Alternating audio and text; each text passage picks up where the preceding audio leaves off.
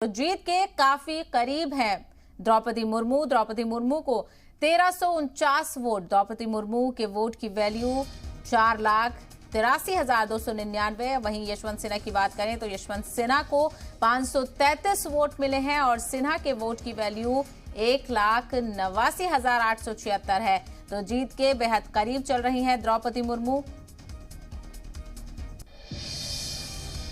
जनता party ने जो संवैधानिक अधिकार है भारत के एक लोगों का, उसके परिप्रेक्ष्य में उनको उम्मीदवार बनाकर आज वो राष्ट्रपति होने जा रही है, ये बड़ी बात है।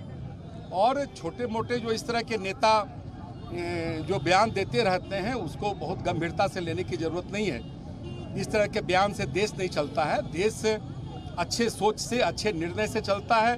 और भारत के प्रधानमंत्री ने जिस प्रकार से सबका साथ, सबका विकास और सबका विश्वास के नारे के साथ देश को आगे बढ़ाने का काम किया, तो कहीं न कहीं पीछे उनके सोच की ये व्यापकता है जो आज द्रौपदी मुर्मू जी राष्ट्रपति बनने जा रही है। सर, इस रिजल्ट से तेजस्वी को क्या मैसेज गया है? देखिए, कहाँ पूरा देश का एक एक नागरिक जब इस परिणाम से खुश है, हर नागरिक भले वो मतदाता हो या नहीं हो इस चुनाव में, वो उसे अपना उम्मीदवार मान रहा है, तो फिर इस तरह के नेताओं के बयान से देश के हित में बड़े फैसले नहीं लिए जाते हैं। देश के संबंध में बड़े फैसले बड़े लोग बड़े स्तर पर लेते हैं। चलो अनुपम, आगे।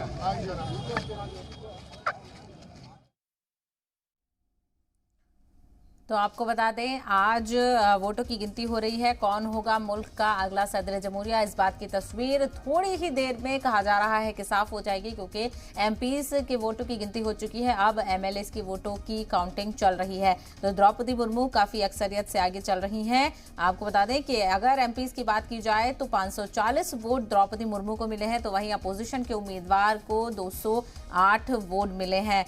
और द्रौपदी मुर्मू को अब 1349 वोट उनके टोटल हो गए हैं, जिसके नतीजे में बात करें उनके वोट की वैल्यू 4,83,000 से ज्यादा हो गई है। वहीं यशवंत सिन्हा को अभी सिर्फ आधा कहा जाए, द्रौपदी मुर्मू का आधे वोट भी नहीं मिले हैं। 533 वोट अब तक कुल हुए हैं यशवंत सिन्हा के, और यशवंत सिन्हा के वोट की वैल्यू 1,89,000 के करीब है। तो द्रौपदी मुर्मू काफी आगे यशवंत सिन्हा से चल रही हैं। और अब देखना ये होगा कि आखिरी वक्त में क्या द्रौपदी मुर्मू ही आगे बनी रहती हैं या फिर कुछ आखिरी वोट्स में तब्दीली हो सकती है। खैर, इसका इम्कान जाहिर करना काफ़ी कम है। और जिस तरीके से देखा जाए, जो रुझान सामने आ रहे हैं उसमें तस्वीर यही साफ नज़र आ रही है कि मुल्क का अगला जो सदर जमहूरिया होगा वो एक खातून हो सकती हैं।